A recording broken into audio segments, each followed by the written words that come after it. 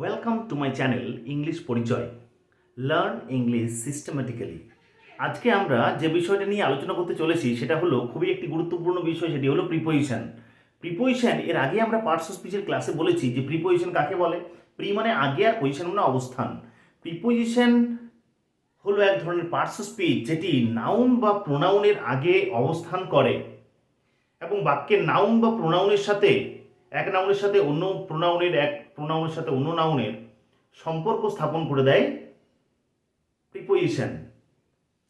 তো প্রিপোজিশন আমরা কি করে বুঝবো কোন প্রিপোজিশনটা, অনেক তো প্রিপোজিশন রয়েছে, কোন প্রিপোজিশনটা কোথায় বসবে। তো সেই অনুযায়ী আমরা প্রিপোজিশনকে জেনারেলি 5টি অংশ ভাগ করি। একটা হলো টাইম বোঝাতে কিছু প্রিপোজিশন ব্যবহার করা হয় সময় নির্দেশ করতে, কিছু প্রিপোজিশন বসে প্লেস নির্দেশ করতে, পজিশন নির্দেশ করতে, পজিশন বা অবস্থান। কিছু প্রিপোজিশন বসে মুভমেন্ট বা ডাইরেকশন বোঝাতে, মুভমেন্ট বা ডাইরেকশন দিক বোঝাতে। কিছু প্রিপোজিশন বসে এজেন্ট বা ম্যানার বা মিন্স, ম্যানার বা মিন্স বোঝাতে। কিছু প্রিপোজিশন বসে কজ বা রিজন বোঝাতে। তো আজ আমরা যে বিষয়টা নিয়ে আলোচনা করব সেটা হলো টাইম।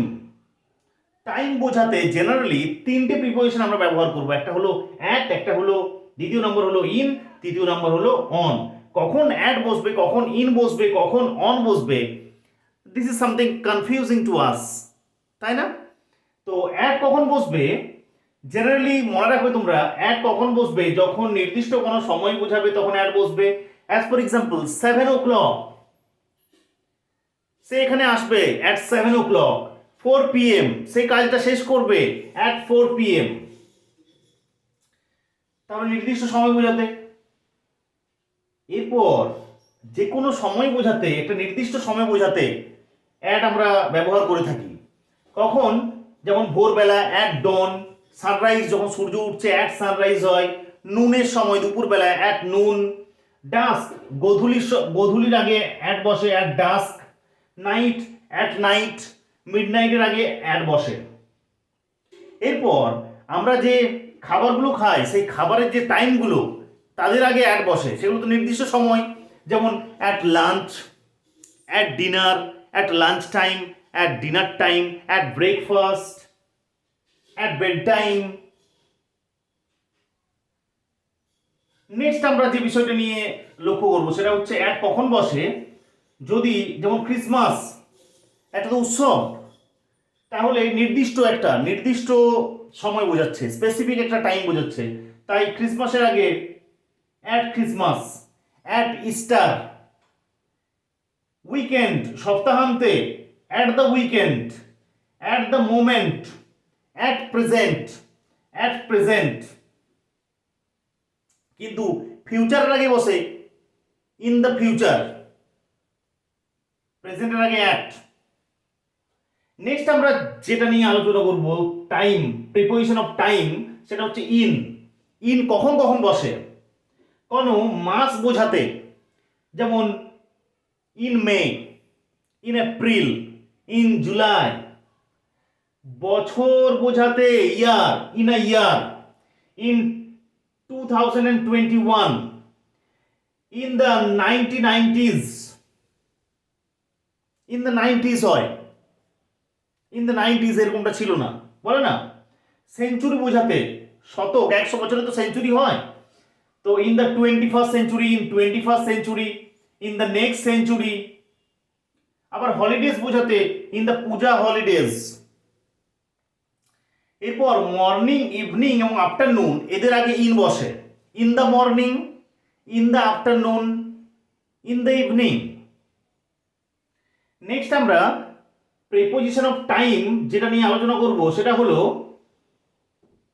অন। অন কখন কখন সময় নির্দেশ করতে ব্যবহার করা হয়। আমরা কোনো ডে বোঝাতে, যে কোনো ডে বোঝাতে ডে এর আগে অন বসে, যেমন অন মানডে, অন সানডেজ। আবার যদি অন টিউসডে মর্নিং, কিন্তু সেটা ডেই বোঝাচ্ছে, on Tuesday morning.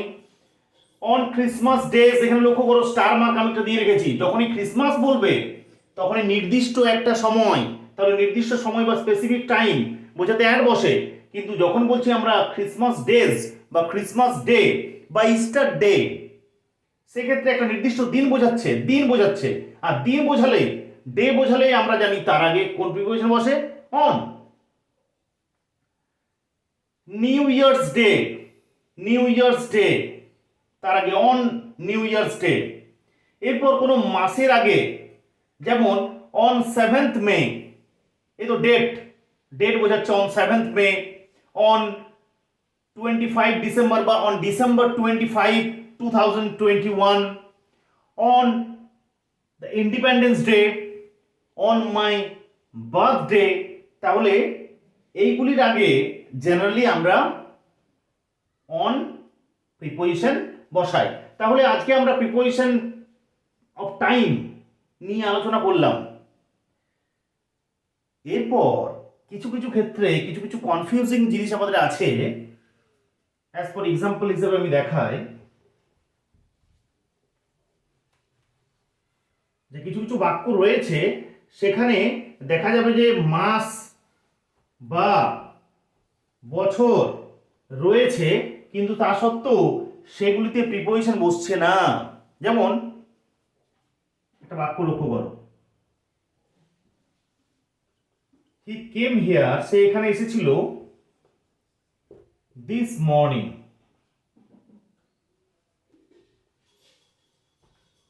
He came here this morning, সে এই সকালে এখানে এসেছিল। তাহলে যে দিস মর্নিং এখানে, তাহলে মর্নিং বোঝাচ্ছে। মর্নিং এর আগে আমরা জানি, বলেছিলাম যে in the morning, in the afternoon, in the evening হয়, কিন্তু এই যে দিস রয়েছে না, এই দিসের ব্যবহার থাকলে দিস মর্নিং, দ্যাট মর্নিং, এইগুলির আগে কোনো প্রিপোজিশন বসে না। তাহলে এখানে ইন দিস মর্নিং হবে না। নেক্সট লক্ষ্য করো, she went there last May. She went there last May, তাহলে এখানে মে মাস রয়েছে, তাহলে মাসের আগে আমরা জেনারেলি কি বসাচ্ছিলাম? অন বসাচ্ছিলাম। মাসের আগে তো অন বসাচ্ছিলাম, কিন্তু এখানে অন বসবে না। এই যে লাস্ট রয়েছে, সি ওয়েন্ট দেয়ার লাস্ট মে, সে সেখানে গত মে মাসে গিয়েছিল, তাহলে লাস্ট শব্দের ব্যবহার রয়েছে, তাহলে তার আগে কোনো প্রিপোজিশন বসবে না। তাহলে দিস, লাস্ট। নেক্সট,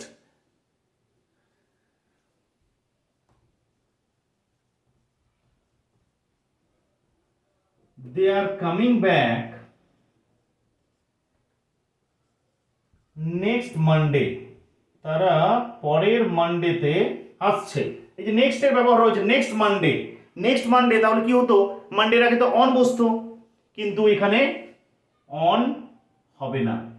এই যে নেক্সট এর ব্যবহার রয়েছে, অন নেক্সট মানডে হবে না। They are coming back, on next Monday হবে না, তার এখানে কোনো প্রিপোজিশন ব্যবহার হবে না, নেক্সট মানডেই হবে। নেক্সট, she goes home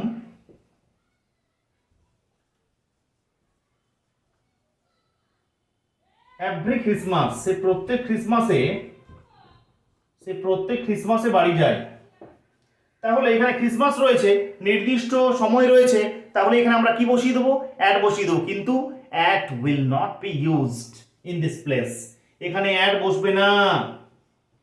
তাহলে এভরি, তাহলে আমরা লক্ষ্য করলাম এখানে this, last, next, that, every, এইগুলির পরে যতই সময়ের কোনো না কোনো উল্লেখ থাকুক না কেন, বা মাসের উল্লেখ থাকুক না কেন, বা দিনের উল্লেখ থাকুক না কেন, এর আগে no preposition will be used. আশা করি ভিডিওটা তোমাদের ভালো লাগলো। প্রিপোজিশন অফ টাইম তোমাদের কাছে ক্লিয়ার করা গেল অনেকটাই। নেক্সট পরবর্তী যে ক্লাসগুলোতে আমরা preposition of position, movement, agent, cause, ভিন্ন ভিন্ন ক্লাসে আলোচনা করব। তাহলে আজকের মতো ক্লাসটা শেষ। যদি ভিডিওটা ভালো লেগে থাকে তাহলে অবশ্যই লাইক, শেয়ার এবং আমার চ্যানেলটিকে সাবস্ক্রাইব করতে ভুলো না। যদি কোনো অসুবিধা থেকে থাকে বা কোনো ক্লাসের প্রয়োজন হয় তাহলে অবশ্যই কমেন্ট সেকশনে গিয়ে জানাও, আমি সেই ক্লাসটা তোমাদের জন্য বানিয়ে দেবো। Thank you for watching my video.